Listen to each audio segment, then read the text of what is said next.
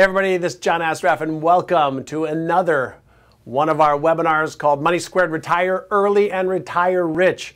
Now this is the fifth of our live 6 webinars. Let me repeat that. This is the fifth of our 6 live webinars that leads to our live 3-day Money Squared event in San Diego called The Art and Science of Financial Success. And that live event is June 19th, 20th, and 21st. And we've got a ton of people coming. And so let me share with you what we're talking about today.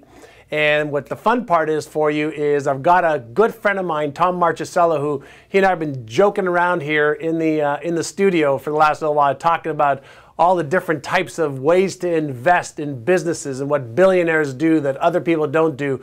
We're going to be talking about something called reverse thinking, how billionaires think in reverse. Before we begin and introduce you to Tom, what I'd love to know is, where are you from? I know that about 60% of you, this is your first webinar, and about 24% of you, this is your 4th webinar, and about 12 or so percent of you, 15% or so, this is your 2nd or 3rd webinar. So welcome to all the newbies. If you've missed some of the stuff that we've done in the past 5 weeks, you've missed some amazing content with Karine Pirani, who we talked about options trading last week. I talked a little bit about the mindset several weeks ago. We've just had an amazing few weeks of, about 70, 80 minutes worth of training. And this is not going to be any different. Tom is an economic strategist, and he really, for lack of a better term, is a professional deal hunter. And he goes out into the marketplace and he finds deals, proprietary deals and investments opportunities for some of the most well-known industrialist families, multi-billion-dollar families, and multi-billion-dollar private equity funds. And that's just a group of people who've put their money together that have it managed, okay, as an private equity fund that then does the research to find the best deals. And he has over 20 billionaires that he places over $2 billion a year into profitable, strong, and listen to this word, recurring cash income streams. Recurring cash income streams. We're going to be talking about that so you can understand the difference between how the average person invests and how billionaires think and invest.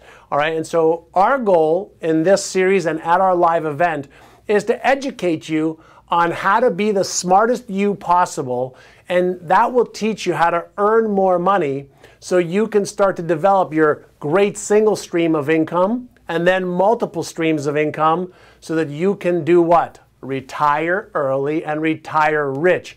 And the information we've been sharing and that we will be giving you at the live event for 3 days when you immerse yourself into this program is a way to leverage yourself to take advantage of the economic trends for you to be able to take your income to the next level.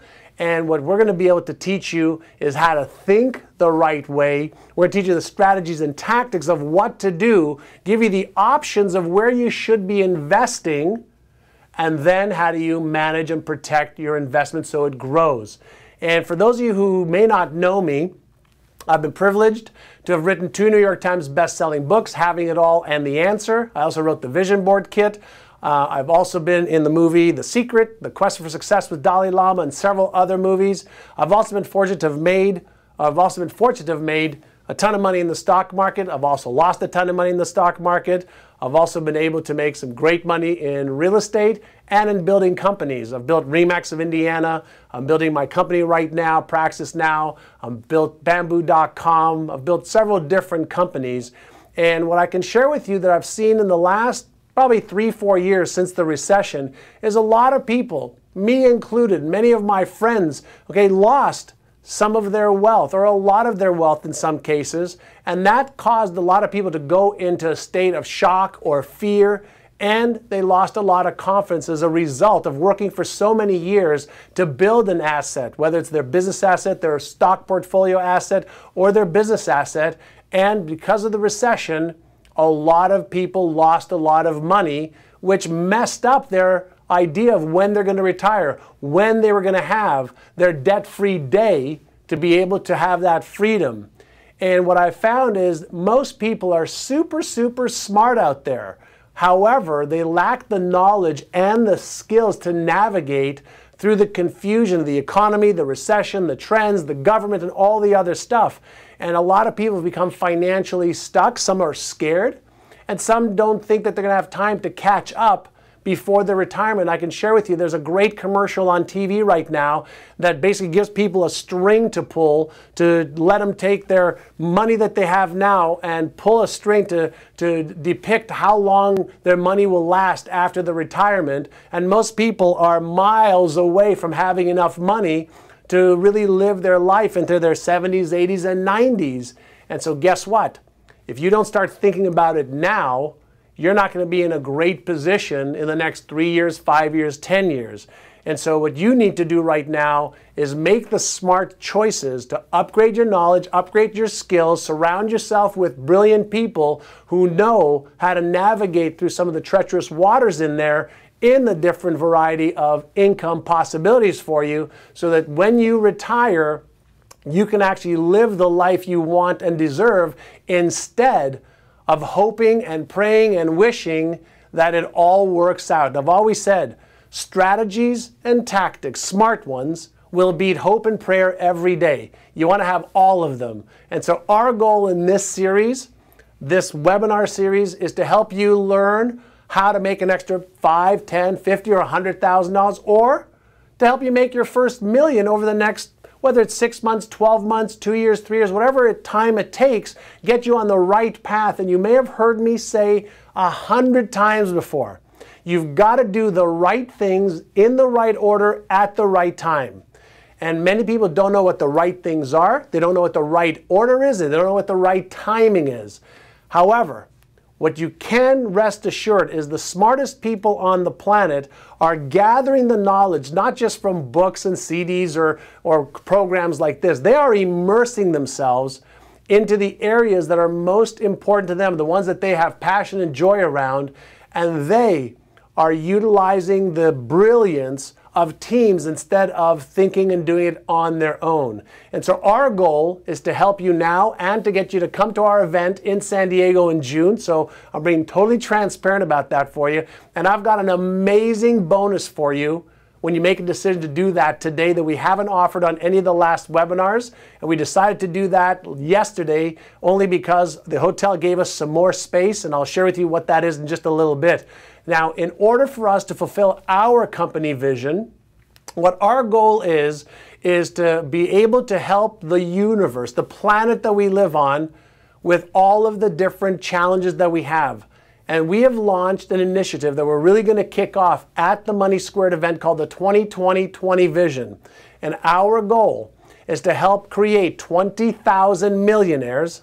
I want to help create 20,000 millionaires who collectively donate $20 million to the charities around the world that need help, whether it's global warming, whether it's animal, whether it's water, whether it's education.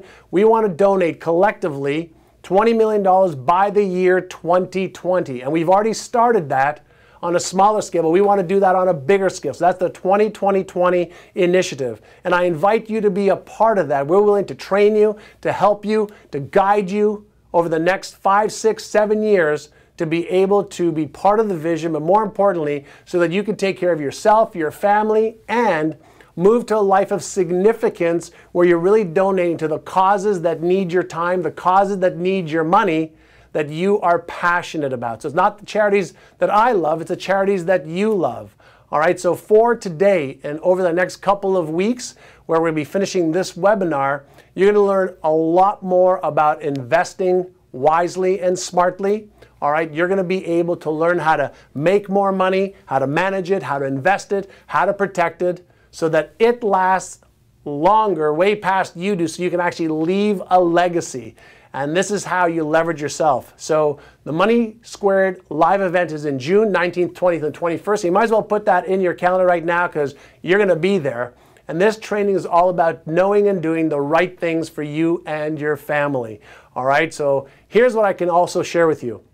If you take the collective knowledge that I have, that Tom has, that Kareem has, that Sharon has, the speakers that we have, it's over 300,000 hours of training that we have.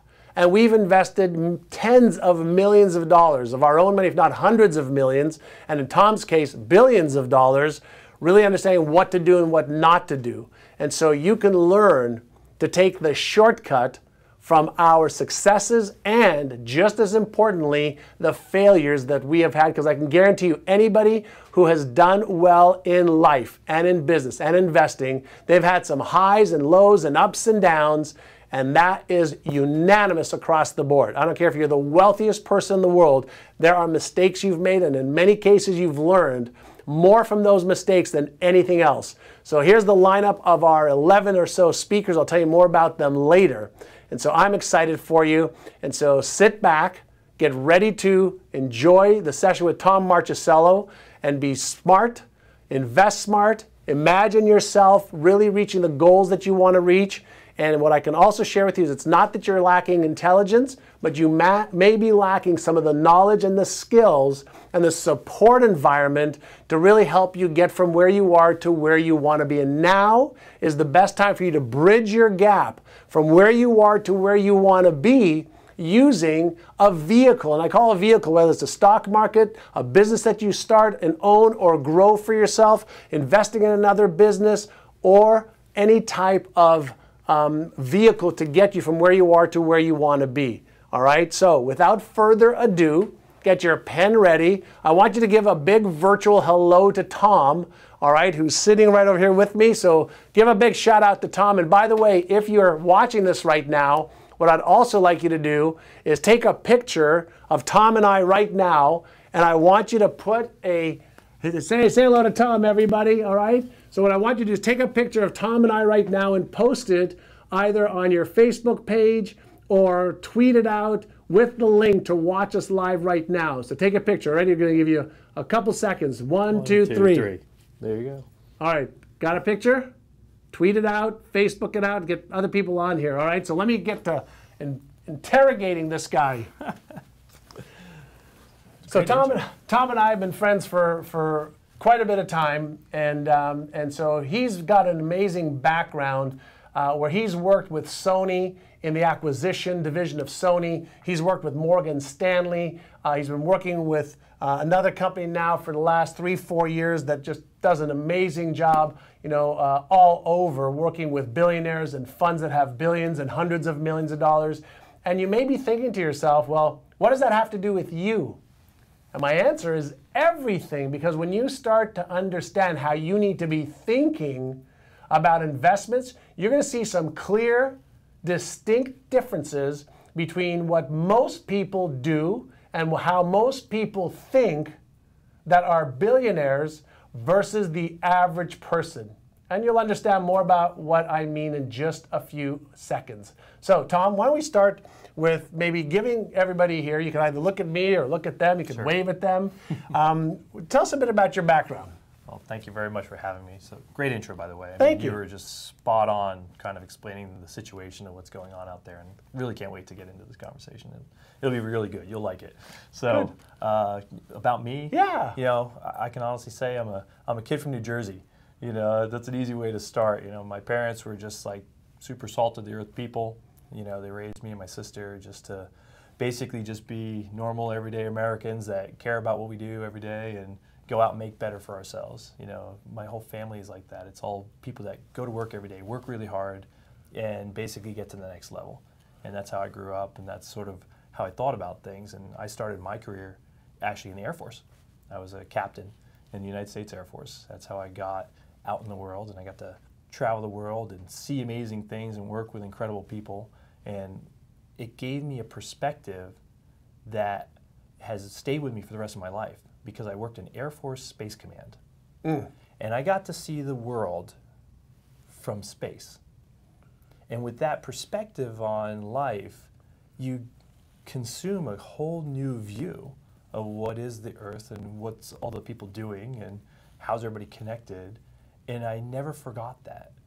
And my whole career actually started by looking at things far away and then getting a little closer and a little closer and a little closer until I, you know, moved deeper into, well, what is business and what was my next career move. And I had gone from the Air Force into Sony, and I got to work doing incredible things, building cool technologies and buying amazing companies and integrating them and putting people together. And I remember we created a division of Sony that had, at first, 3 of us.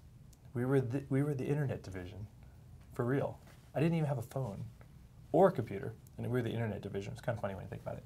And I remember building the entire infrastructure of that company out for Sony and everything that went with it, and eventually acquiring 3 more companies. And next thing I know, a couple years later, we had 1,000 employees, and we were doing $20 million a month in sales with that group. And we were just rocking and rolling. And that was like a crazy good experience because we got a chance to just go all the way from nothing, all the way through like the hard part of when you weren't sure if you're going to make it, all the way into just blowing the barn doors off of it. And, had years of doing that from, entrepreneurial, so to speak. And that's how I got into acquisitions because they were like, well, we need to grow faster, Tom. And I'm like, yeah, let's make some more money. And they were like, well, what's cool and interesting? And we're like, well, we could invent this thing. And my boss is like, no, we don't invent things. That's the other guys of the part of the firm in Japan. Well, we got to do it faster. How do we do it in America faster? And we're like, well, we could buy all these other companies. And we're like, okay, cool, let's do that. And we went out hunting companies. And through the late 90s and early 2000s, that's what it was. And that's how I learned how to buy companies. And so a couple of things that I want to make sure of, and I just want to check is, can everybody hear Tom okay? Tom is a very soft-spoken, very, very wonderful human being that likes to listen and talk. And so can we hear him okay? Just make sure, just give us I could be louder. Yeah. I just want to make sure the sound quality is good. I'm pretty loud when I get so excited. I want to make sure that that we've got everybody can hear Tom all right. So we good on that? Our team says good. So when you were with Sony, then you were with Morgan Stanley. That came after. Right. I worked for the alternatives division, basically the private equity group. And we had to buy corporations because they were like, hey, you did a really good job at Sony buying companies. You think you could do that for us because we've got a few $1 billion to spend? And I'm like, yeah, let's do that. So, I again had an amazing mentor and a fantastic team of people. And they had really good structure. That was a very amazingly professional company. Morgan Stanley had great process, and they had, 100 years of being a company that knows how to do things in the financial markets.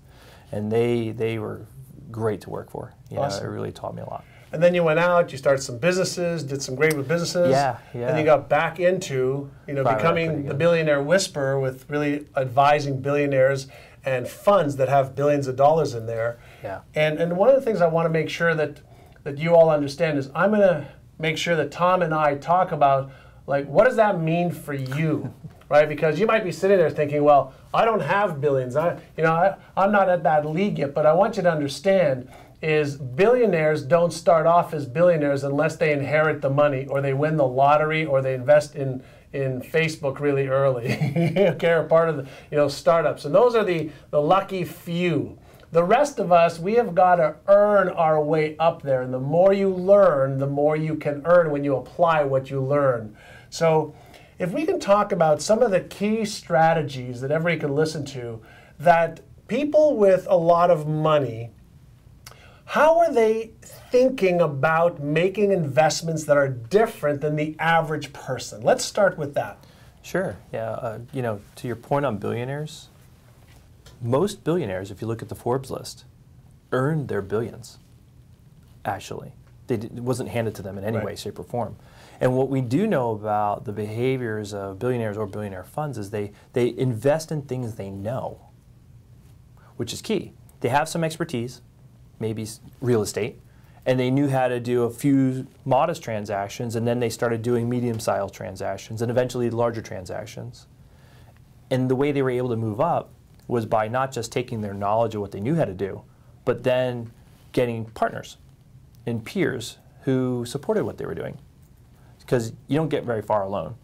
And that's probably one of the really wonderful things that most of the successful people know, is they know how to marshal resources. And those resources are other people and other dollar amounts to accomplish a goal.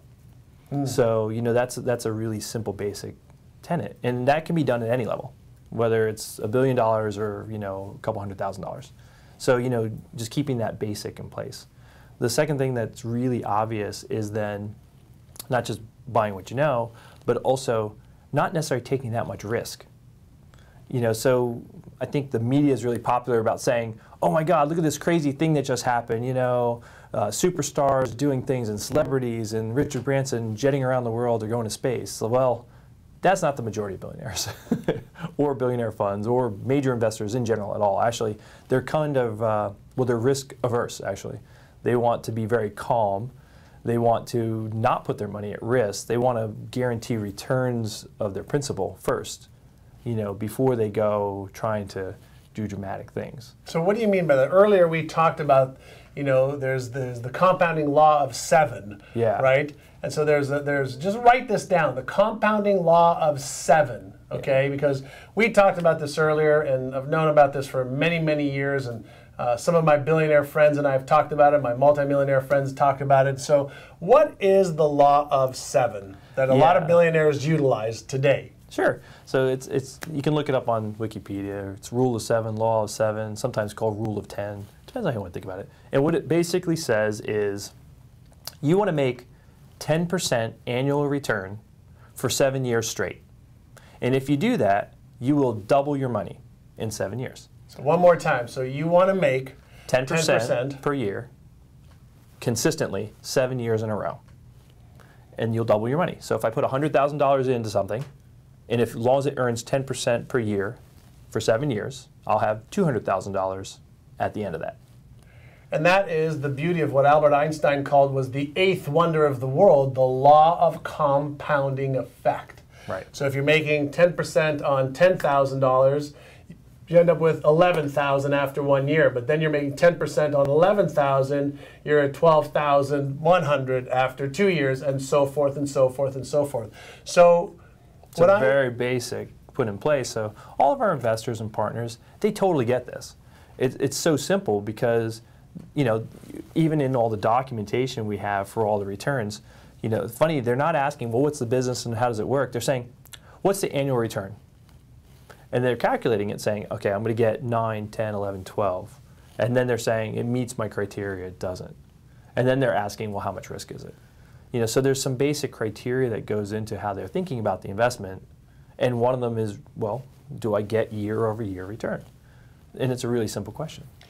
So the first thing is the way they think about money is different than most amateur investors, because most amateur investors, of which I have been one, and sometimes I still am, is I'm looking for a big, huge gain, and I get excited by the dopamine release in my brain, saying, great, if I invest $10,000 here, maybe I can make $100,000. And if you watched last week, my session with Kareem Pirani, right, he took $500,000 and made it into $50 million over a period of time investing in options as an expert with a group of people. And then as one of his other investments, he took $10,000 last year and showed people, how he turned it into $1,036,000 in 5 months. But that's not your traditional investor. He is an anomaly that has very specialized skills and can stomach the volatility of those kinds of investments. And he's also not,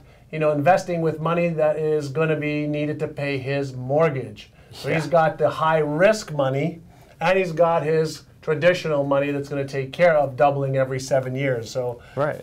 And that's an important topic. You never invest money you can't afford to invest.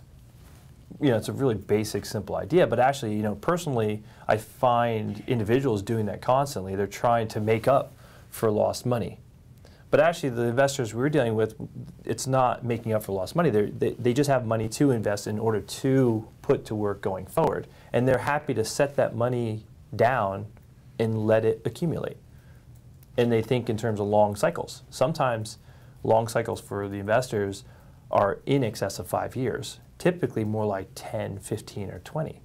The farther out you can think, the easier it is to use compounded math because it'll just work in your favor. Right. But if you're really trying to do everything in short term, less than 1 year, quarterly, that's hard. It's really hard to invest like that. So the advantage, I guess, of my job is, as much as it's really interesting and sounds really big, we really do get the benefit of time. So investors that think in terms of time can really benefit well.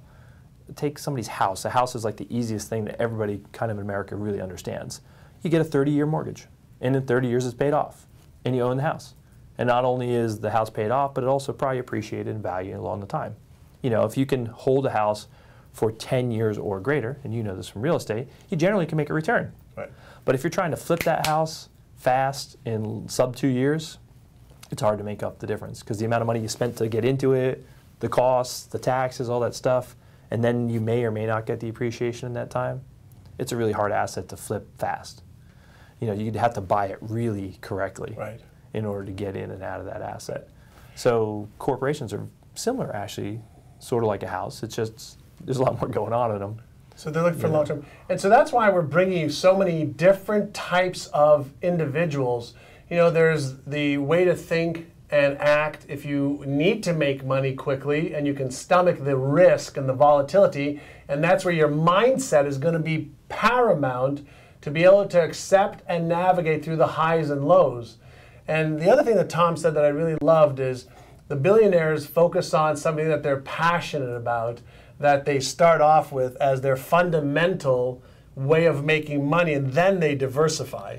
Yeah, so we call that an investment thesis or an investment mandate.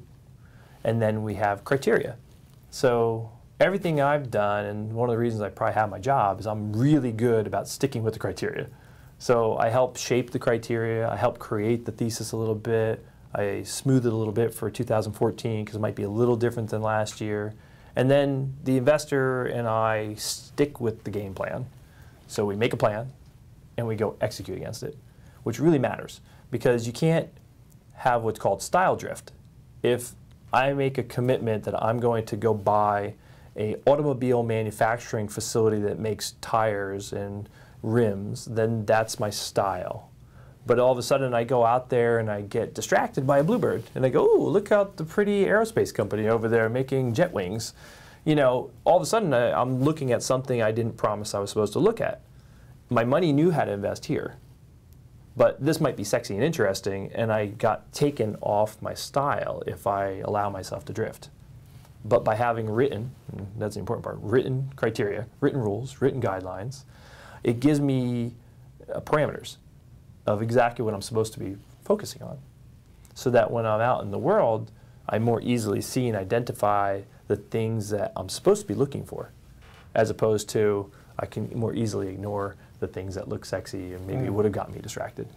You know. So what I'm hearing is one of the key strategies of billionaires and individuals who invest billions is discipline. Yeah. Definitely discipline. Right? So when we're talking about discipline, do you I mean, you must have investors and investment groups that come to you and say, hey, take a look at this, take a look at that, take a look at this. Yeah. And they have ADD, because I've dealt with some of them as clients as well. And some of them are the most ADD I've ever met. And they're like a squirrel and like bluebird, and just like Tom said. And so is one of their skills to have that, let's say, ADD, but then come back to their game plan? It's an interesting topic. Oh, good. That's why I'm going there. So there's a very big difference maybe between people as individuals and maybe their institutionalized money once it's structured into a fund or an investment tool. So it's almost like you could have somebody who's amazingly creative, wickedly brilliant, jet-setting around the world, having the time of their life. But their finger's really not on their dollars every single day, because what they've done is they've hired a team of people who can be a little bit more disciplined and stay focused for them. So it keeps the criteria like pointed, even while they can go maybe drift, if you want to call it such a thing. So it's kind of cool. So I think, they're disciplined with their money by hiring teams or people around them that can take care of that. If they are a personality that is scattery, you know, which happens. And it's okay, you know, because they can do whatever they want. So they recognize that about themselves. Right, so they balance it by having somebody who's not like them. Yeah. One of my friends, Dave Liniger, who is the founder of RE/MAX, many, many years ago, he said to me, he says, John, you don't want to make your weaknesses better. You want to make your strengths better, and you want to manage your weaknesses or have other people manage your weaknesses.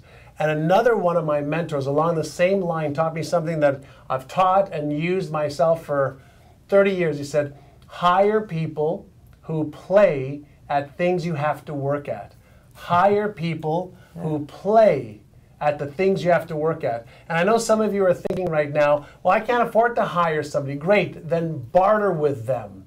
Trade your something with them. Defer payment to them. Partner with them. Just like when we had Jay Massey on here a few weeks ago, he went from homeless to having a $14 million real estate portfolio using none of his own money. He acted as the middleman, all right, to find distressed properties, found investors who wanted to invest in the marketplace. He put the deals together, took a piece of the deal, and voila. He was able to leverage what he was really good at.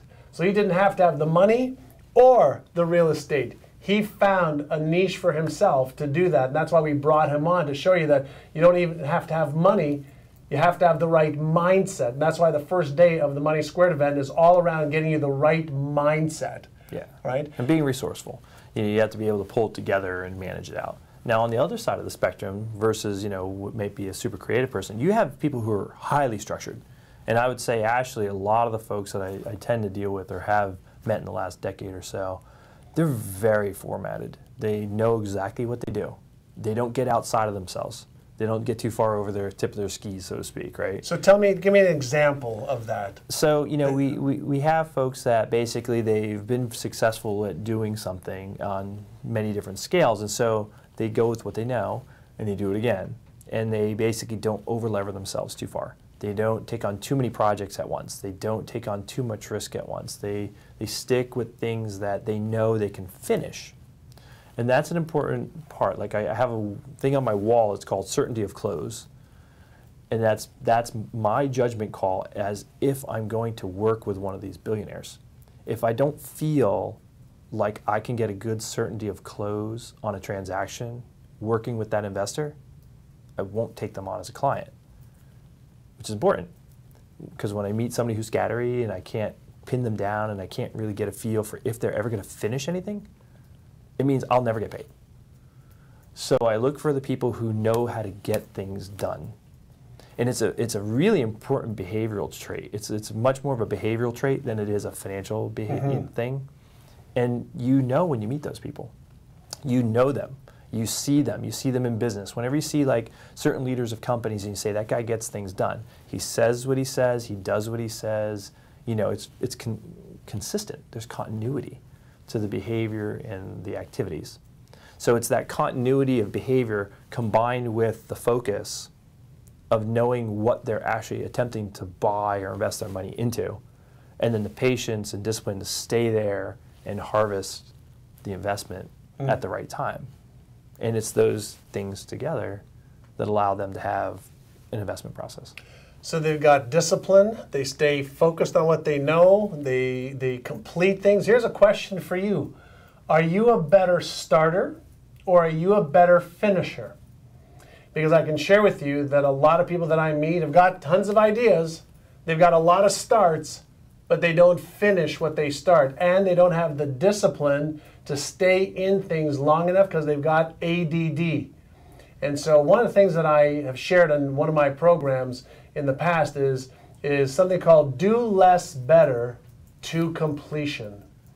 Do less, but do it better all the way through to completion. And that's one of the keys that I can share with you has worked for me, for my companies, and for people that I teach. And so Tom is reaffirming that is the billionaires complete things. So get yourself out of the mindset. And again, that's one of the reasons we do on first day of Money Squared. We talk about how do you get yourself the right beliefs and habits and get away from some of the things that are holding you back from being the smartest and the best you can be. So you've got to remove some of the blocks that are holding you back as you acquire some of the new skills and strategies for that. Yeah. So earlier you and I were talking about billionaires think in reverse. I love this, by the way. Billionaires think in reverse. And so What does that mean? I hope you're excited for this one. It's a priceless piece of information. So, you know, I think about it like we probably all heard the term reverse engineering. You know, it's like, ooh, you saw something you really liked, so you don't just run into your garage and start building one. What you first do is you get a copy of whatever the heck it was and maybe figure out what this thing is. Take it apart, figure out how it was put together. And then maybe you'll formulate a game plan in your head as to maybe how you could build one or build one better. So that's a good example of maybe how we think about investments. You know, we're not thinking about things the way retail investors think, which is, oh, I'm going to make $100,000 if I invest 10 grand. You know, that's sort of like this very quick hit kind of idea. Thinking reverse is more like, you know, we're thinking opposite probably of the way the normal investment behavior is that people are taught. I'll say this, people are taught how to sell things in America. We are. We are like the greatest country in all jobs of teaching people how to sell something. Hey, you get your first job in high school working at the restaurant selling people food. You get your next job working at the car dealership selling people a car. So your whole behavior then is, oh, I go to college so I can get this job selling people pharmaceutical products to hospitals. So we're taught about how to sell something. Your whole mindset's about, how do I take X, buy it at 10 bucks, and sell it for 25 bucks? So, you know, that's the structure most people are taught.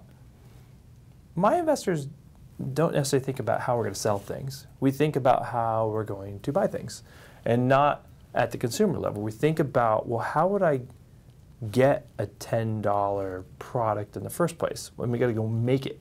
So I'm going to go buy a $2 product from the factory because somebody will be able to sell it for 10 eventually and sell it for 25. So we're thinking about what's the cheapest way I can buy the manufacturing capability of the raw material or the actual distribution channel, and then eventually everybody else will take care of selling it out to the public. Does that make sense? Absolutely. So I'm reverse engineering the whole process and just buying the origination point, because that's actually what I'm curious about.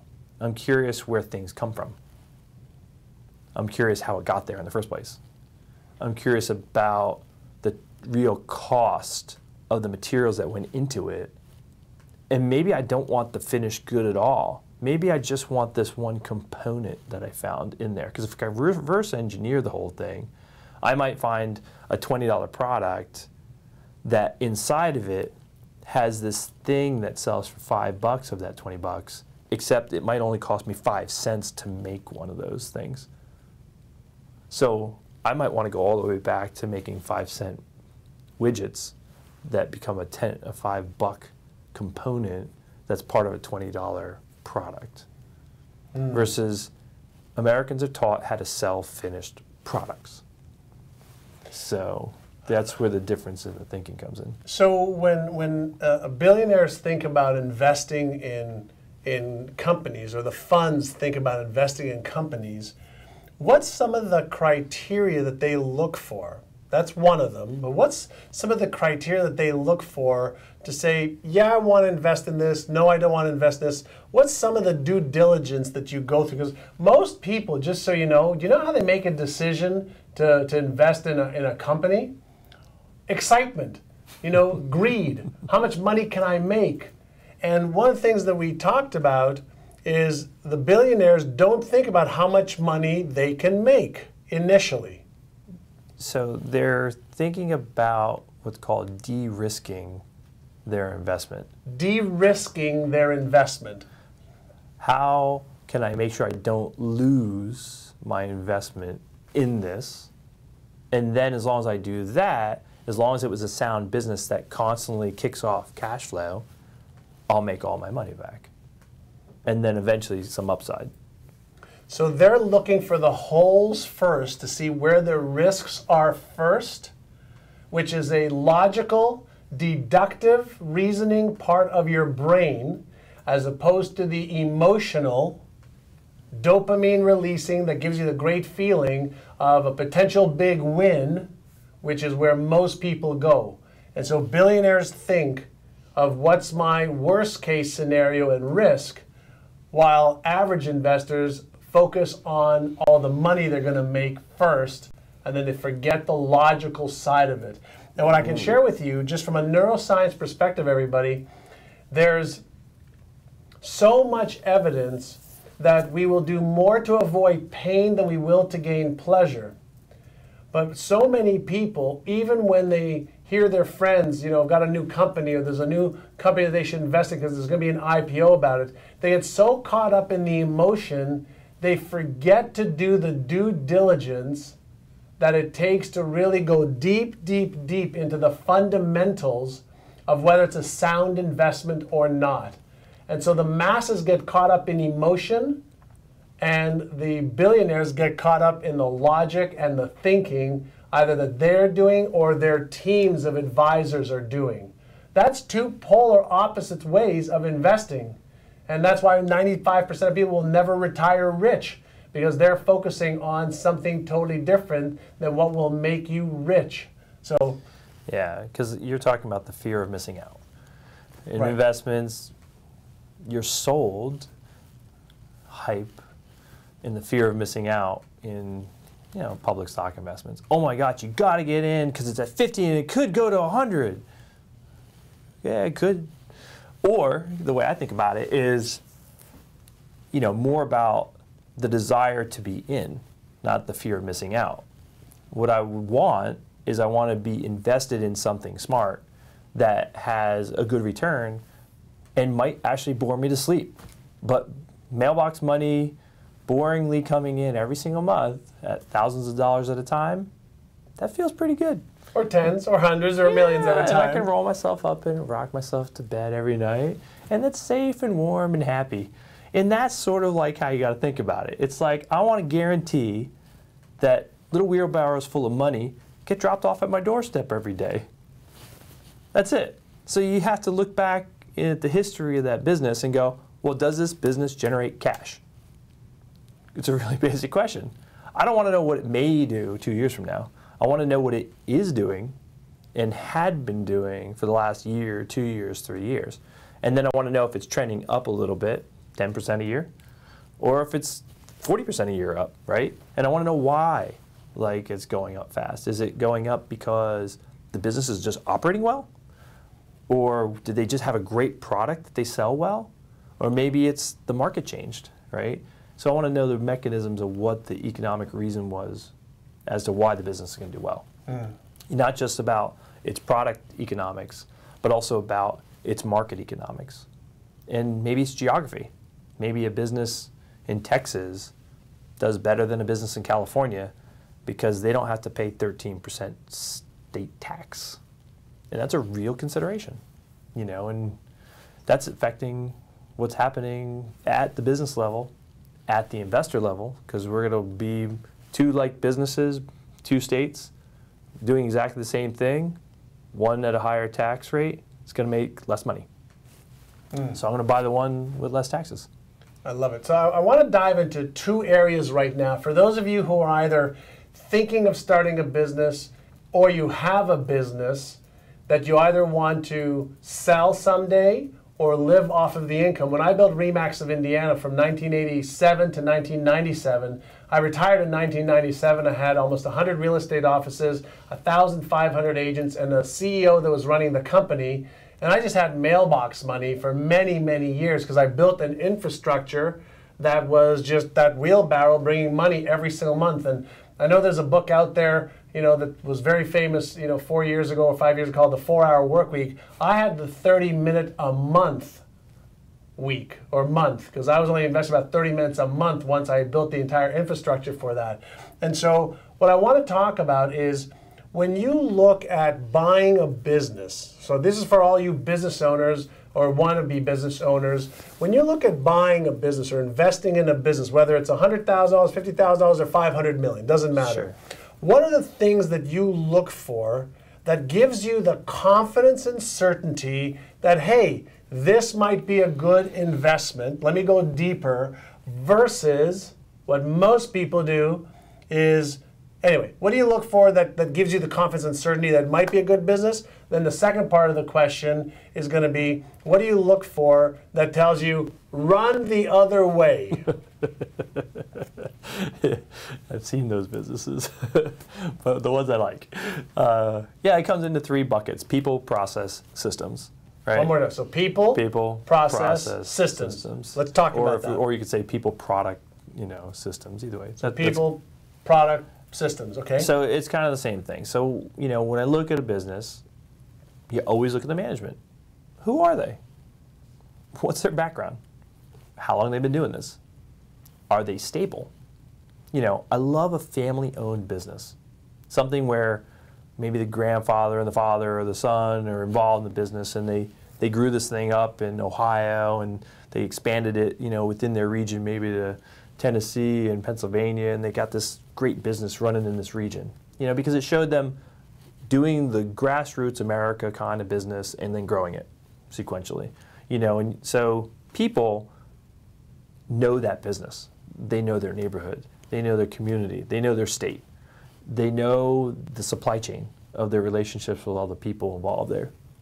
You can talk to those people. You want to talk to people who are knowledgeable because they care about it. And they typically will care about their employee base, which matters a lot too. They have a desire to leave a legacy or create good jobs in their neighborhood. Those are good things. So we look for folks that are not just the people that ran it, but also how dedicated they are to committing to the business and running a good business. Does that kind of make sense? Love it. So people, number 1. People, number 1. Number 2. Product or process. So I like product. I look for a great product. Something that's just, I understand what it is and where it's being bought and sold. So example being, I think most people, this is the difference between the retail investors and my clients, they're going to see consumer products. So yeah, take the iPhone. iPhone's a consumer product, and you totally understand it, and it'd be cool if I could do something that buys and sells at retail, right? So people understand this product. That's definitely not what I'm looking at. I'm going to look for industrial products. I'm going to look for the things that most individuals don't ever see. I'm going to look for a valve or a pump or a coupling hose connector that's used at some nuclear power plant or some chemical plant down in Texas. Because that little weird thing, that product, is selling for $200 to $1,000 a piece, and we need to order thousands at a time. And it's being sold between one business to another corporation who can spend millions of dollars on it, as opposed to consumer things, which they're not needs, they're wants. But in corporate business, I need that valve connector, because if that valve fails, you will have a fire and the entire corporation will, blow up. So there's a safety reason why somebody has to buy that piece, that product. Does that kind of make sense? Mm-hmm. So I can understand the supply chain there. I understand why it's being used and what mechanisms forcing it to be bought or sold. So you're looking at the how valuable is the demand of that widget. You got it. So that makes perfect sense. And then I'm looking for things that have a dynamic. How big is the need in the marketplace for that widget? Yeah, exactly. So what's that product? Why is it bought and sold? How's it made? So that's important. And then lastly, the processes and systems. It's like, well, is this a really well-run company? Are they modern? I've seen companies that were being run literally on the back of notebooks still, like paper pencil, as early as 2013. I'm like going, oh, computers? Hear about these things? They're amazing. Some companies don't have systems in place, and they're pretty scary. Some companies are awesome.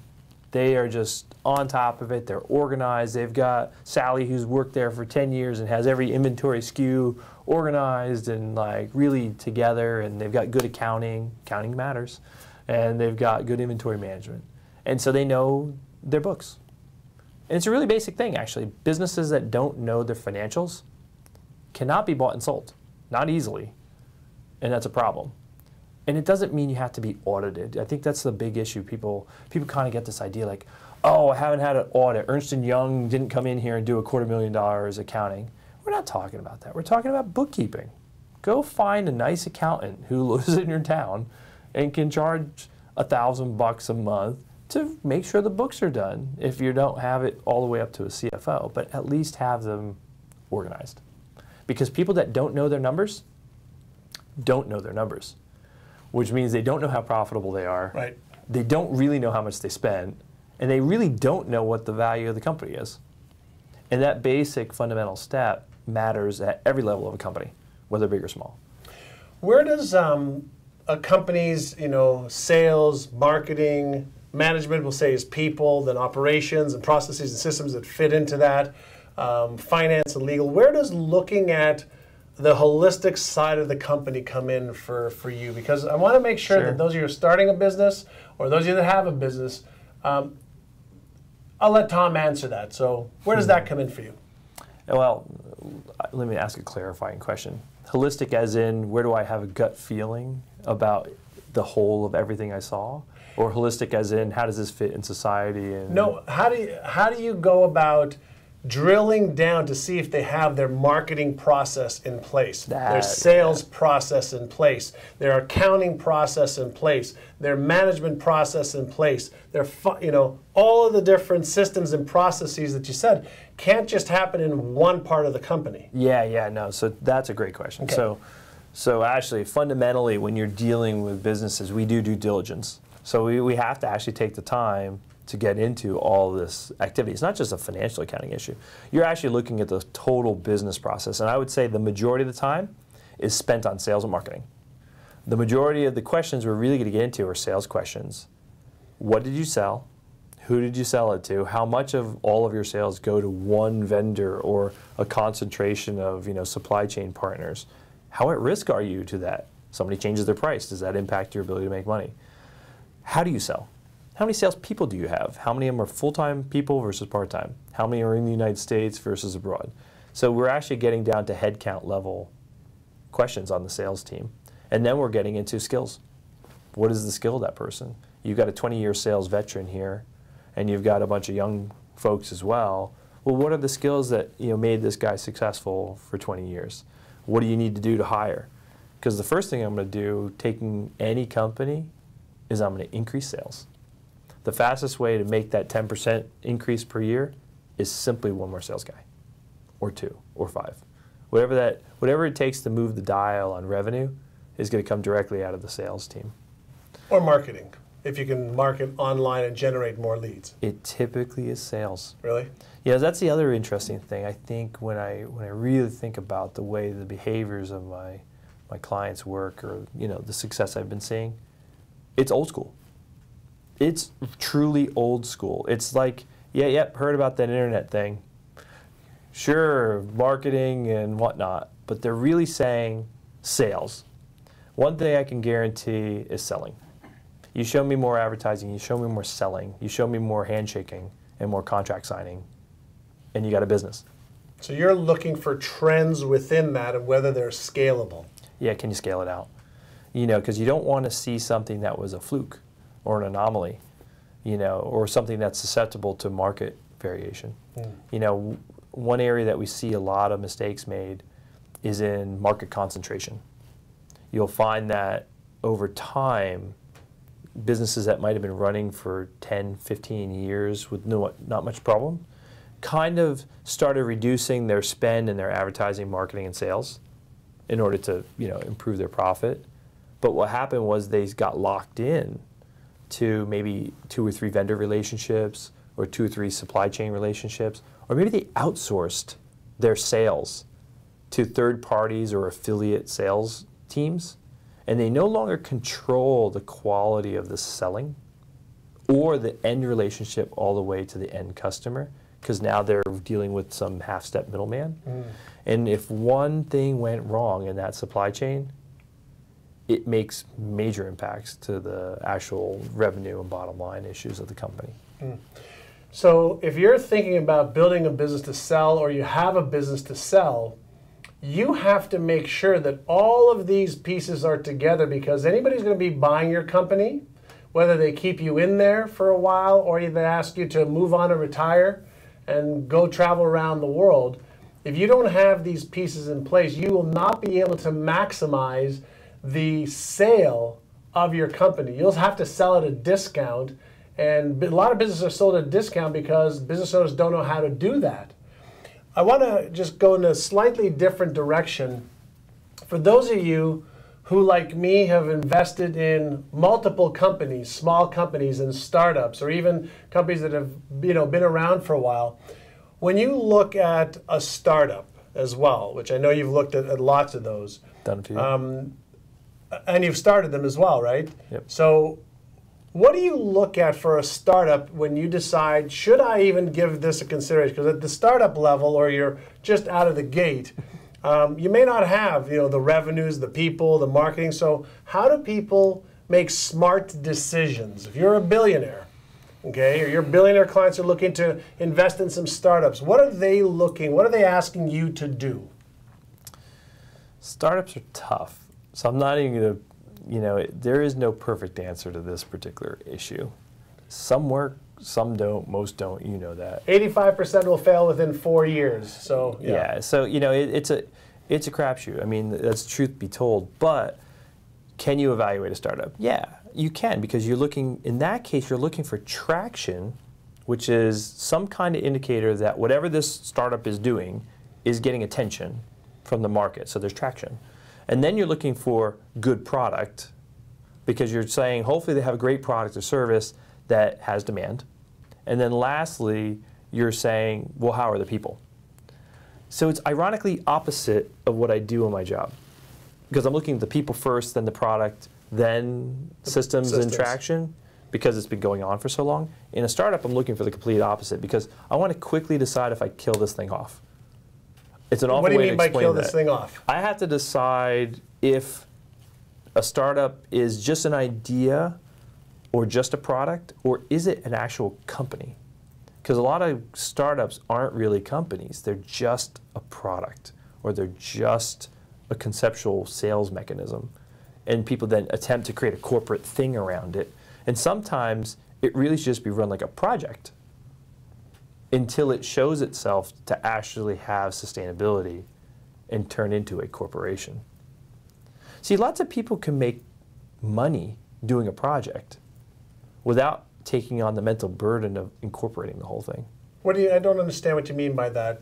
You're treating it as a project versus a corporation, so let's get clarity on that. Yeah, so, I knew a guy, he was an inventor, brilliant young man, and he basically was constantly inventing electronic things, electronic components and whatnot. The fact of the matter was, he thought he had a really innovative electronic component, and he put the effort into designing it and building it all out. And then he figured in order to sell the component, he would have to, create a whole corporation around it and hire all these people and hire all these salespeople and get it into the market. And I was like, well, or you can just license it to a corporation who already has all that stuff and let them give you a royalty stream check every quarter. So his project was actually better served by feeding into somebody who had all the distribution already.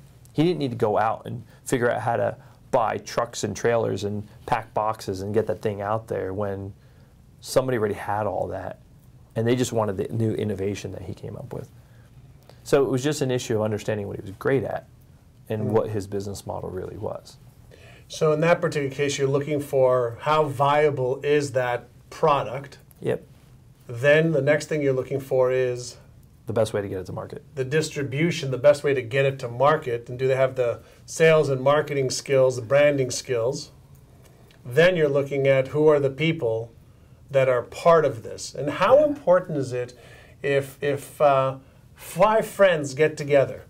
They've never done a business together, but they're all excited. They have this great idea. They're going to be the next Facebook, the next Google. They're going to be the next iPhone. They're going to be the next widget X, Y, or Z, or amazing service. Okay? Sure. So that's another side. So I'm still on the board of a couple of startups, and some of them are doing great, actually. There's one here in town, actually. I don't know if I told you about that one, but it's cool. It's a pet supply company, and it's got an incredible salesman and an amazingly innovative marketer and a phenomenal technical guy. So those 3 guys had the 3 fundamental skills necessary to run a business. And then they used that skill and applied it against pets and pet supply because they liked it and they were good at it. But they could have used those 3 skills in any industry. They just chose to be focused on pet supply. And then they knew how to reach the audience. And they went from literally nothing to a 10 by 10 pop-up tent at like Dog Beach to going to flea markets for real and handing out flyers and cards to then getting their online presence done and then taking it to the next level, then presenting on stage at some like, conferences and then blowing up Facebook. And now they're like 25,000 people liking their pictures of dogs and cats and thousands of people ordering their pet supplies online and, really getting after it, and it's because they had the right fundamental skills to do it and they had the passion. They were driven and they were motivated. And that team, because they're very focused, they know how to do their job, they have beautiful branding, really know how to make everything sharp, attracted over $1 million of angel capital in a fairly, fast time frame actually, which I have to get going, so awesome. That was nice, and that's all just kind of worked out now, and it just continues to grow. So it's fun to watch. Even today, you can indeed just go out there and create a company, and it is possible. Love it. Yeah. Love it. So hopefully you're learning a ton. Can you do me a favor? If you're learning a ton, what I want you to do is just type in so Aurora can tell us over here that you're getting some great content, your time is worthwhile, and you're learning a way of thinking differently about investing, growing your business, investing in a business. And Aurora, what kind of feedback are people giving us? People are actually just asking questions. I don't know if you want to take some questions, John. Great. We're going to take questions in probably about 5 minutes, all right? Because I've got one more question for Tom, and what I want to ask about is you all know that I'm passionate about the mindset part of this, and using your mindset, your beliefs, your perceptions, your habits, to be able to be in line with what you want to achieve, so that your behaviors are in line. Some of the key disciplines that the billionaires have that others don't. Can you maybe share 2 or 3 or 4 or 5 of them that people could say, well, do I have that or don't I have that? Can I acquire this or can I acquire this? So what are several of the key disciplines that they have, billionaires have? Yeah, I can honestly tell you one of the most important things is a voracious appetite for information. They read and consume voluminous amounts of information. And it's not just the volume, but it's the quality of the information they read. And I think that's important because the sources of information they're reading are generally different than what most public is reading. But it's all available to all of us. So they'll read The Economist, and they'll read the Harvard Business Review, and they'll read maybe what happened in Davos. What is the G7 doing? And, most people would be like, oh, boring, CNN, click the channel onto something else. Well, these people actually read this stuff because the economics of that information is helping them peer into longer trend cycles about what's going to happen in the economy and might impact their business.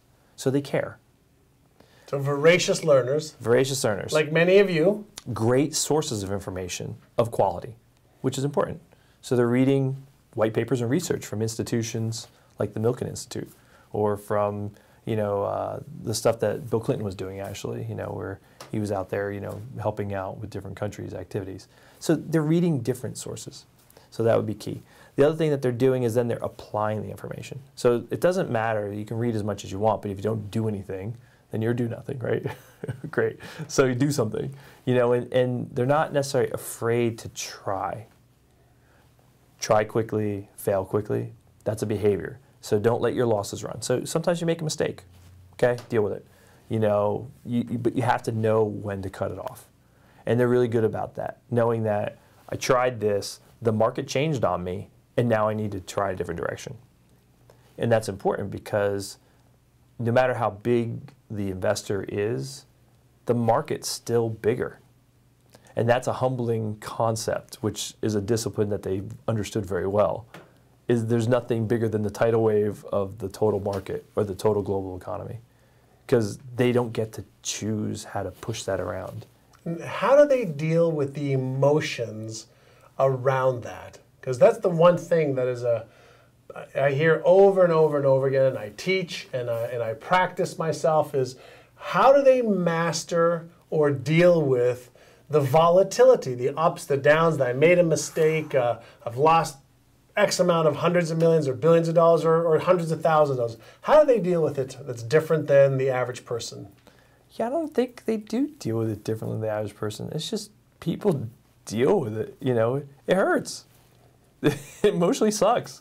And you then, lose money. Nobody likes to lose money. I don't care if it was $100 or $1 million. It still sucks, and you just have to get good with it. I mean, you have to figure it out. Do they get back up on the horse faster than the average person? Yeah, absolutely, because they had the experience to have gone through it, and they have the tenacity to maybe get back out there. But also, more likely than not, and this is the key, they would have been smart enough to reduce their exposure.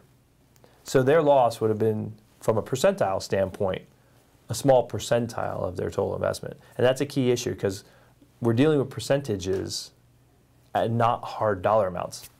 $100 is a lot of money when you only have $200. That's half your wealth. Right. But $100 is not very big when you have $1 billion. Right. It's a small percentage. So the percentage of their impact was modest. Does that make sense? Mm-hmm. Yeah. Yeah. So I've also seen, and I've experienced several of my friends. I have seen several friends go all in at certain times. You know, when times were tough and their companies were on the line, they've gone all in. And I've got a couple of friends of mine who, because they went all in, not only saved their companies, but created world-renowned entities. sometimes it works. You know, and there's times where I can't tell you if that's a good or bad strategy. Right. But ideally, for the people I'm working with, they diversify and they asset allocate and they spread the risks out. They spread it by geography, they spread it by industries, and they spread it by size of investments. So you don't do the same exact thing every single time. You do slightly varied things to create an amalgam of investments that have different time horizons. This will mature in 1 year, this will mature in 10 years. This one here needed $1 million, this one needed $20 million. So you de-risk your activities by spreading it around a little bit. So diversification. So, and you can do that at any level, whether you're playing Yeah. with thousands of dollars or tens or hundreds or millions of dollars. But you're never going to get a recommendation out of me that says, go all in. Because you might as well just go to Vegas and play poker. Right. You know, if you play roulette, you've got at least, a 49% chance on black or red. Yeah, and that's not investing anymore. Yeah, that's just gambling. that's gambling. I totally agree with you. Are there any other key disciplines before we go to a few questions? Yeah, sure. I mean, I think there's a lot of disciplines and a lot of behaviors. But I would say have fun. Actually, I can honestly say that the people I work with, they have a really good time and have really good attitudes about the things they're doing. And they actually, they believe, they're principle driven, actually. And I think that's probably the hard part. Most people don't necessarily get that. It's really hard to see through the way the media reports all this stuff. But most folks are very principled. They're principle driven in the way they interact, the things they care about, the way they're trying to build businesses. I say that we're doing a lot of buy and build work. We want companies to purchase and grow. And that's an important idea. Growth is a key core fundamental principle ideal in these ideas. You make the most wealth accumulation when things are growing, or you can grow something. You don't just, I want to buy this thing and it's always going to stay there, just kick off the same return. Well, yeah, if you want the same thing all the time, that's about all you could do. But why don't we improve it a little bit? An improvement in growth comes from doing the right things or having the right mindset or, basically putting effort in. So they're not afraid to put effort in. Never do I see people being like, I just want to sit back and do nothing. So they're active. They're active, very much so. There's a gentleman I work with, he's in his 70s, and he is 40 years, one of the most active investors ever. And he's not slowing down, So there's passion there. Yeah, he loves it. He has so much fun.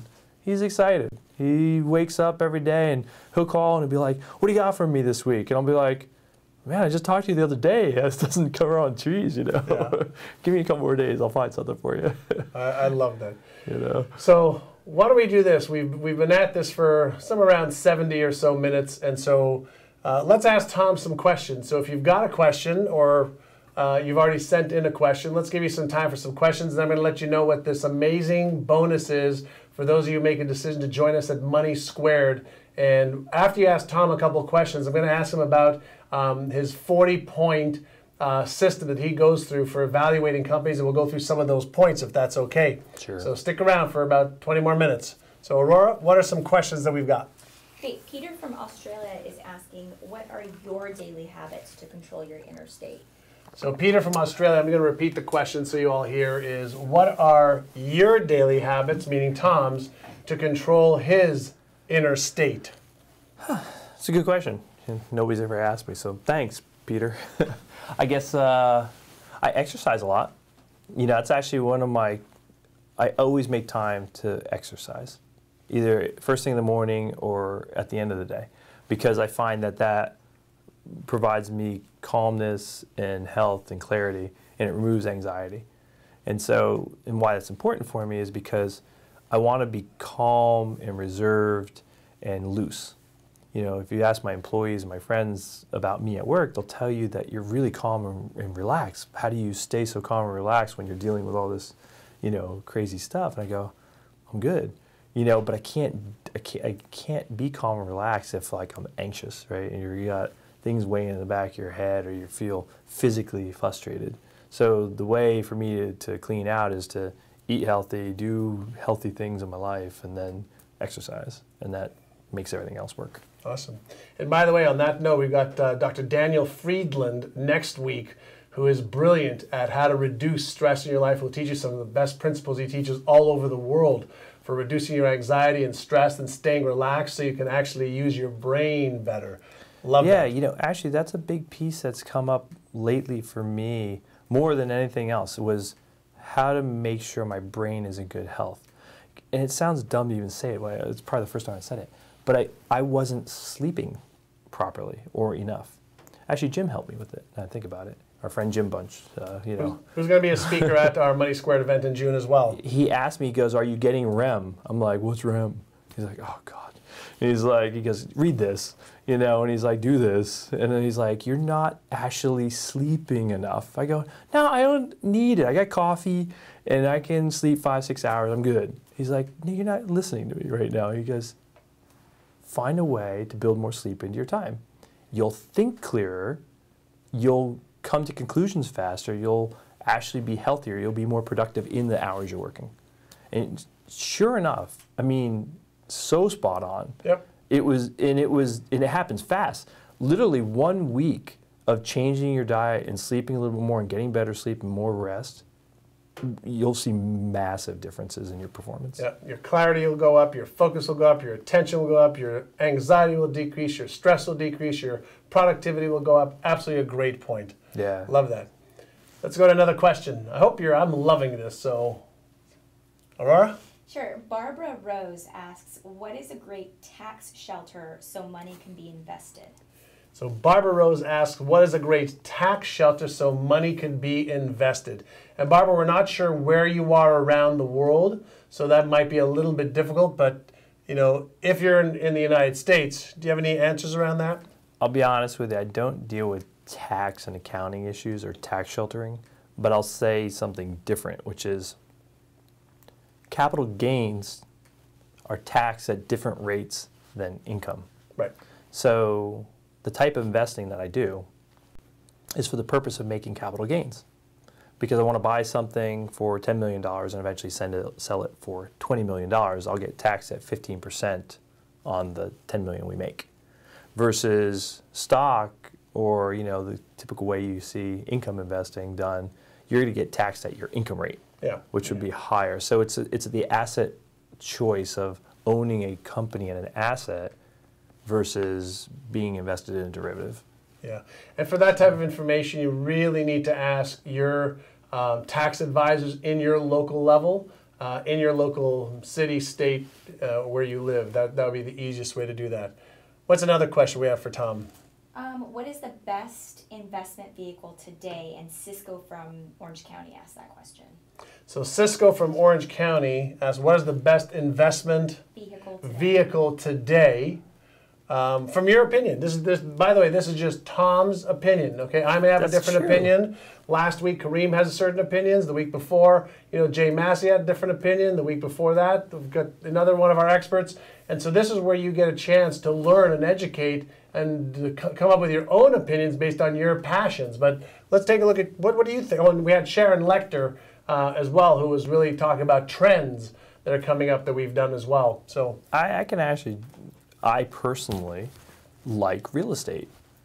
And it's as weird as that sounds. I think it's important to own a real asset, something tangible. And I think you need to be more of this now in 2014 and in the future. People need to have something tangible. And so real estate's a really great asset class for everybody to start with because there's lots of tax advantages plus the appreciation. So it's a beautiful asset class. I mean, truly, you think about it. And that can be either the home you live in, it could be a multifamily unit where you rent out 2 units and live in one, or it could be a strip mall, where you rent one out to, KFC on the corner and, another retail center, and you can make income from it. But I like the physical real estate itself.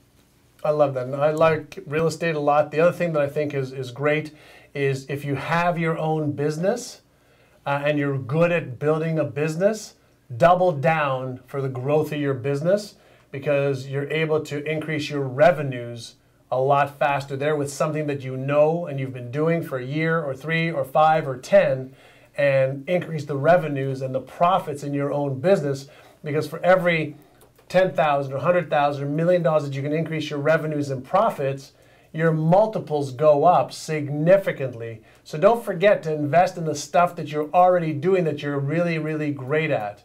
And real estate, for example, if you start paying down your mortgage and get closer to your debt-free day, that's a great investment as well. So if you're paying down your mortgage as it's appreciating, that's a great strategy. And then if you want to take money out to invest in another real estate property or something else, that's another really great strategy. So it just depends on your expertise, what you're passionate about, what you're really willing to do and do it well. Yeah. And so yeah.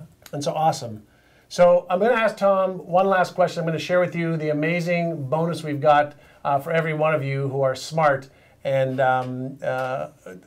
when you have your 40 list, or 40-point checklist, when you're going through evaluating investments, what are a few of those things that you're looking at, that people should know about right now? Sure, absolutely. Yes, the checklist. So my staff makes fun of me actually because of my checklists. It's true, but they work because it prevents us from doing dumb things and keeps us kind of focused. But in the checklist, we ask some very simple questions. Take it, the scenario I think would help. Like I interview owners of companies, right? And so I'm asking them basic questions about how their business runs.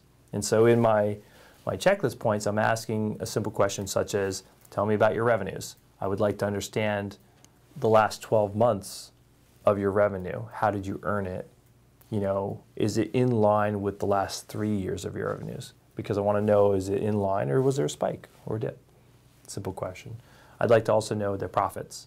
I want to know their gross and net profits because that's really important. I'm really, in the end, looking for EBITDA, which is kind of the net profit calculation. But I'll be honest with you, most people don't know the difference between gross and net profit. Wow. So it's a really important topic, actually, because anybody should really kind of get a better feel for this. Or for that matter, people confuse profit with revenue, and they are not the same thing at all. Like, somebody will tell me, I make $10 million. And I'm like, right, is it $10 million in profit? They're like, yeah. And then actually what they were saying is they make $10 million in revenue. And the profit was actually 0 because they spent it all. Right. And they just, they didn't want to ask me that. Expenses. We're always going to ask questions about expenses. So you're looking for customary and normal expenses. Hey, of course you're going to have rent. But the 5 cars and the Gulfstream jet and maybe the country club membership, you know, look, I'm not going to criticize it being in there, but I do want to know what's in there. You know, so I'm going to figure that out in my questions. I'm going to look at what we would consider normal accounting activities versus, well, you know, you run a small business and you're running some stuff through the company.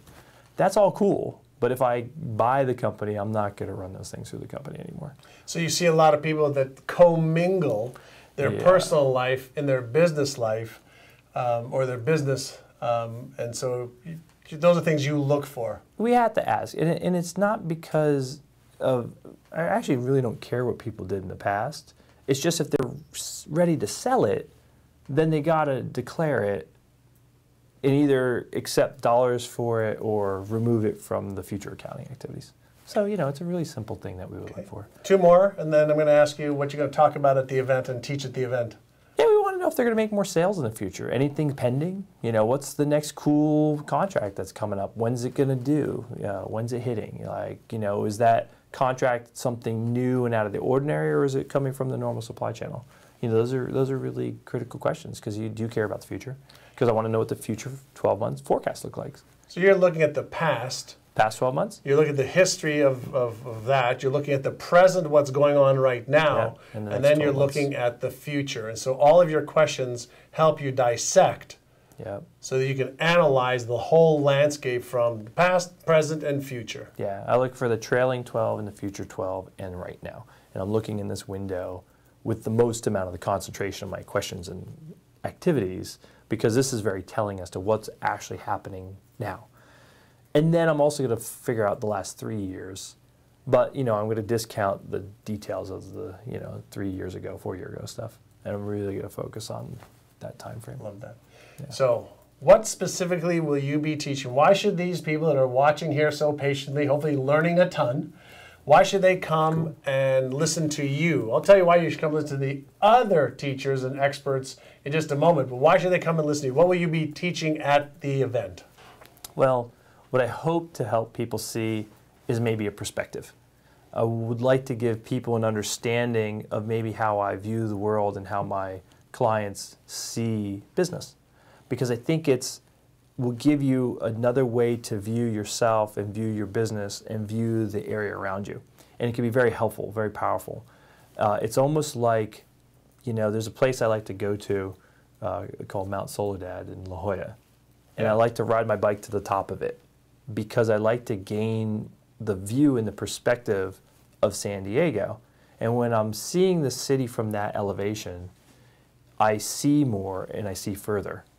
And so I didn't realize there was a part of town that I could reach before because I didn't see it before. So it wasn't in my knowledge of how far I could go. And so I find business owners don't realize that they think they're running a $5 million business until you make them see that they're actually running a $100 million business. They just didn't see it that far before. They didn't have the perspective to know that it could have been that big. So, I've done this actually a couple of times where I actually have been able to change the mindset and the perspective and the ability of some business owners to actually expand much more rapidly than they thought was possible just by understanding it. And then 2, I think I can give people some new financial mechanisms to grow and grow faster. Because if you know the answer, it's almost like, not cheat sheets. Remember when you were in school? Cliff Notes? Cliff Notes, yeah, totally like Cliff Notes in school. I can give you Cliff Notes to business, to how we actually really think about it. Because on the other side of the table, the buyer side, not the seller side, we have a bunch of things that we care about. And for some reason, everybody thinks it's all the other things. And it's not. It's not the things that are these sidebar topics. It's really these core issues. And if you know what the core issues actually really are from day one, you can actually structure your entire business model and consolidate all the loose ends to just really talk about the things that are important. And you'll actually save yourself some money. You'll accelerate the business even faster, and you'll probably get a much better valuation on what it is you're doing. And you'll probably be more prepared, going into it. So if you're thinking about building a business or you have a business that you want to grow, would you be willing to share your 40-point checklist with people? Yeah, sure. Maybe I'll summarize a little bit All right, for you. So we'll get that for you. at the event, all right? So everybody give a round, by just saying thank you to Tom for this session. Let me share with you a little bit about, what the whole event is about. And give me just 1 second, give this guy a hug. Thank you, that was awesome. Bye. So I hope you've enjoyed getting a glimpse into the Billionaire Whisperer's mind and, having 15 years experience in looking at companies, buying companies, building companies, financing companies, and everything from small companies all the way to billion-dollar companies, working with billionaires as well as billionaire funds. And so that is some of, what Tom brings to the table, and you'll be learning a whole lot more. And one of my friends, Dr. Wayne Dyer, many years ago said, when you change the way you look at something, the thing that you look at changes. And Tom will be able to give you a much broader perspective of your business, your startup, your investments, your life, so that you can see a much bigger picture than you see right now. And so if you're ready right now to take control of your financial life and ensure that you make more money this year and in the years to come and retire early and retire rich, what I want you to do is sign up right now for the Money Making Super Summit of the Year. I've brought you over the last 5 weeks just some amazingly brilliant individuals that are going to be there to help us and to help you gain more knowledge, gain more skills, gain more strategies, gain more perspective. And what that ultimately gives you, more confidence and more certainty instead of doubt and fear and maybe anxiety around what you're going to do. The reason you're earning what you're earning right now is not because of your potential. You're earning what you're earning right now because of the way you think or not think, because of the way you feel or don't feel, and because of the things you're doing or not doing. What I want you to imagine for just a moment is getting yourself on a path to being in total control of your financial destiny and lifestyle, no matter what's happening in the marketplace. Financial freedom gives you the ability to have discretionary time and discretionary income to do what you want to do, when you want to do it, with whom you want to do it with. And that really is the ultimate lifestyle you want to live, where you can really do things that are significant in your life. And the Money Squared event is a 3-day immersive program where you're going to act smarter, earn more, manage better, invest, and protect your money by learning from the experts. And what that gives you, again, is more confidence and certainty to know what to do, when to do it, and how to do it, and the specific strategies and tactics. And as Tom mentioned before, we'll get this checklist for you so you can really utilize what's taken him 15 years to develop. And that gives you specific strategies on how to look at businesses, your life, investments, whether you're growing a business or starting a business. And that is something that you really want to do. And the first day, we're going to systematically, myself and 3 other brain experts, Dr. Jeffrey Fannin, Mark Waldman, and Dr. Daniel Friedland, we're going to help you systematically uncover the inner game challenges that you may be having, which could be your beliefs that may be negative or maybe sabotaging your success. Your habits. In order to achieve more, you have to change what you're doing. We'll teach you the easiest, fastest ways based on neuroscience to change your habits. We'll teach you how to overcome the fears or negative emotions that are holding you back, that are actually sabotaging your success, by shutting off your motor cortex of your brain and cause you to revert back into what you normally do. And that's a totally unconscious process that most people are unaware of. We're going to teach you the latest neuroscientific techniques and research to be able to change your beliefs and habits, master your emotions so that you take action. On day number 2, what we're going to be working on is the specific strategies and tactics for making more money now. We have people that came to the last year's event than the year before. They're making 2, 3, 4 times more income now than they were when they came to the event. After 3 days, they started to apply what they were doing to earn more money. We taught them how to really think about investing and managing their money and protecting their money as part of our 4 pillars of financial success. And so what we're going to teach you are the exact strategies and the smartest ways for you to either grow your business, start a business and grow it, invest in the market, think about investing in businesses like billionaires do, from Tom and a few other individuals like Dina Dwyer, who's going to be there, who has an $800 million, sales company with 1,600 franchises, and she's going to be talking about how she thinks and how she's built this amazing franchise operation. You're going to be given the exact strategies and tactics for you to be able to evaluate what is the best direction for you. If you don't have one right now, we'll show you which ones are the best ones. If you have one now, we'll show you how to do it even better.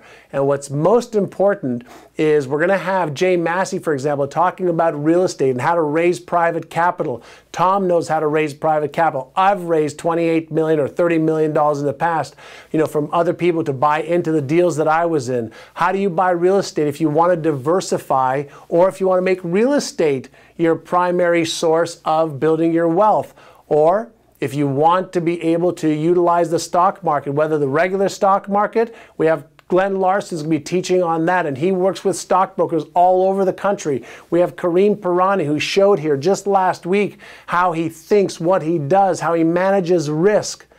All of this is about one thing and one thing only: you becoming smarter, you knowing how to manage your risk, how to manage your emotions, and how to use your brain better to be able to move you forward so you can take advantage of the current economy in different places in the world, take advantage of the next upswing in the market wherever it happens in the world. And there are always highs and lows, and you want to know how to project what's going on. And then we're going to teach you not only how to make money, but how do you manage your income right now so you can reduce your debt the smart way, increase your net worth, which will give you some disposable income for you to leverage, which is what every smart person does, into different types of investments to mitigate their risk and to be able to, what's it called when we diversify your portfolio? All right, so we're going to show you how to think that way and how to do that so that you can, again, put yourself in the position to retire early and retire rich. And for some of you, retiring early, may mean that you work for 70 years, but you do it on your own terms. One of the things I'm going to be covering at the event is how to grow your business faster than ever before by learning some of the latest in neurosales and neuromarketing, which is what is needed in today's marketplace to get through all the clutter, all right, that is out there. And how do you get people to look at your product or your service? I've got people who pay me between $7,500 and $100,000 to teach them the neurosales and neuromarketing strategies that we use. And that's going to give you a competitive advantage, whether you're a startup or an existing business. And what all of this together means to you is, instead of not having all the confidence and certainty that you need, you're going to have an amazing, unstoppable confidence and certainty that will give you the personal power to achieve your goals instead of just set them, experience, the absolute certainty that you're going to get to where you want to get to. And that means financial freedom. It gives you an amazing lifestyle. And I've assembled an amazing team, of 11 individuals, including myself, that are going to cover every different possible angle, from mindset to investments to strategies to tactics, in an immersive, fun, amazing way, so that you can have the vehicle, not just the motivation, but the inspiration and the exact how-to be able to take yourself to the next level of success. And I know you can double or triple your income in the next 6 to 12 months when you apply what we teach you. And so here's your two options, and I'm going to share with you a bonus that we haven't shared in the last 5 weeks that we are going to be doing right now. Aurora, who takes care of our events that we do, is our director of events and our client experience, was able to get us some extra room at the hotel. And so you have two options. Number one is our general pricing for our event, all right, is including the event, which is 3 days. We also have an advanced insight personality assessment that'll give you deep insights into your values, give you deep insights into your propensities and your skills and the way you think and what you should be involved in. We're also going to give you access to a whole year in our private VIP online community that people who made the decision to join us have already been in there for 4 or 5 weeks, interacting with me, interacting with other people from all over the world that are in our programs. times. The entire value of the package is over $3,990, and the price that you can get it at today, and the price is going up, I'm telling you this right now, on the I believe on Sunday, it's going up to $1,495. All right, we had some people ask us to wait until this week and to wait until the replay from the last call to give this to them, so we did this. All right, and so the value is $3,990. When you make a decision to join us right now, it's $1,295, but there's a huge bonus I'm going to share with you in just a moment. If you want the VIP, okay, ticket for this, the VIP ticket is $500 more, I'm sorry, $400 more. It's $1,695. However, for the extra $400, it includes your 3 lunches, a VIP cocktail reception with me and the other speakers, where you can get their books, get pictures with them, talk to them. It gives you VIP access to a networking cocktail party that we're doing as well. We're also going to have a speaker panel during a breakfast only for that VIP group. We've got their books that they have, and we've got 3 other early bonus specials, like some video training with Dr. Srinivasan Pillai from Harvard, and you're going to get access to the community as well. The total value of that is about $4,500. And when you make a decision to click on that button right now, you can have the VIP experience for $1,695. So either way, $1,295 for the general ticket, $1,695 for the VIP ticket, and this goes for everybody who's watching right now. We've got a super special bonus, so we've got some extra room. When you purchase right now, I'm going to give you an extra ticket to bring a guest for free. You heard me right. You buy it right now, either the VIP at $1,695 or the general at $1,295, and you can bring a guest for free to the event. And that means that you can share the cost with somebody else. And for those of you who are on the call right now that have been part of the last few weeks, you get to bring a friend as a guest also. So we're going to be sending you an email to let you know that we're letting you bring a friend also. So if you bought a ticket in the past, congratulations, you get one more complimentary ticket to be able to bring a guest, bring somebody who's sharp and smart that you can help benefit. And then if you buy this tonight, you get that special as well. So here's what I want you to do. I want you to start earning more income as soon as you get home, and even more importantly, as soon as we give you some of the material that you get access to right away. And I want you to have more confidence and certainty so that you can have enough money now and for your retirement, so that others don't have to take care of you, that you're totally self-sufficient and reliable, and that you become part of our 2020 vision to create 20,000 millionaires by 2020 who will give to charities $20 million. And so what would that be worth to you, to have your financial freedom taken care of, to have a life of significance, to be able to have discretionary time and income, to acquire the knowledge and the skills that you need in order to really have the confidence and certainty for yourself and your family to have financial freedom? What I tell you it means for me and for my friends and clients, it's 3 words, not 1. Peace of mind. Peace of mind comes when you know how to think, when you know how to master your emotions, and you know what you need to do. And that gives you the confidence and certainty to have personal and financial power for yourself. And so one more time, the regular package is between $300 and $4,500. When you sign up right now, there's buttons below. You can make that decision, and you'll pay $1,295 for your investment for a general ticket, or you'll invest $1,695 for a VIP ticket, and you can bring a guest included in that price. And here's what else I'm going to share with you. The price next week is going to $1,495 for general ticket and $1,995 for your VIP. So this is the last week you're going to be able to get this deal. Guaranteed, that price is changing. So $1,295 or $1,695. Bring a guest for free. If you don't make your decision now, you will be paying more. And as always, our goal is to bring you as much value as possible where there's no fluff. And the reason we've given you so much content with some of the speakers is to give you a taste of what you're going to experience at the live event. It'll be electric, it'll be magical, it'll just be an immersive campaign for you in a 3-day program. and a campaign to get your mind and your skills and strategies in order. And best of all, as I mentioned, you get a lot of other bonuses, but the one that I love the most is you get 1 year support in our community to be able to talk with us. All right, so if you think you can't afford the time or the money, guess what? You can't afford not to be there. If you're thinking, will it work for you? If you learn what you need to learn and you apply it, it will work for you. And you can expect results in 2 weeks, 3 weeks, 4 weeks, 6 weeks, 2 months, 3 months, depending on which avenue you take.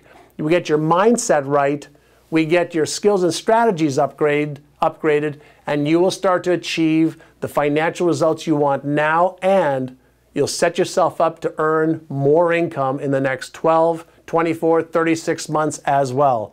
And so one last time, you've got 2 options. The general ticket at $1,295, which includes a year's support, and our Advanced Insight Personality Assessment. That's a test you're going to take that's about 75 questions with a video training on how to apply this in your own life and or business. The whole package is only $1,295.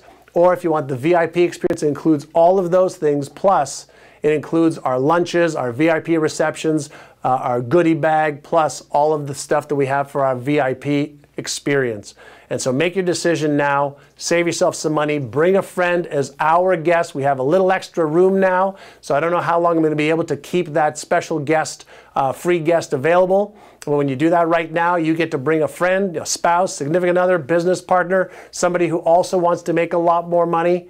And guess what? As always, there's a 100% money back guarantee, and that we always have on every one of our products. So make your decision, general or VIP, and we'll see you in June at our Money Squared event, and expect it to be sold out like the last 2 years have been. And we're going to have an amazing event. And then next week, we've got Dr. Daniel Friedland talking about stress. Amazing individual, you know, who is brilliant on the neuroscience of stress, neuroscience of anxiety. He is just an awesome individual. We're going to go back to the mindset, which is where we started, 5 weeks ago. So make your decision now. Get the super special bonus. When you purchase now, you can bring a guest for free. All you've got to do is make a decision and follow it to completion, as Tom said earlier, which is what the billionaires do. If you want to become a millionaire, think like a millionaire. You want to become a billionaire, think like a billionaire. Make a decision right now. I look forward to meeting you in person and having you in San Diego, June 19th, 20th, and 21st. Have an amazing day or night, depending on where you are in the world, everyone. Bye-bye now.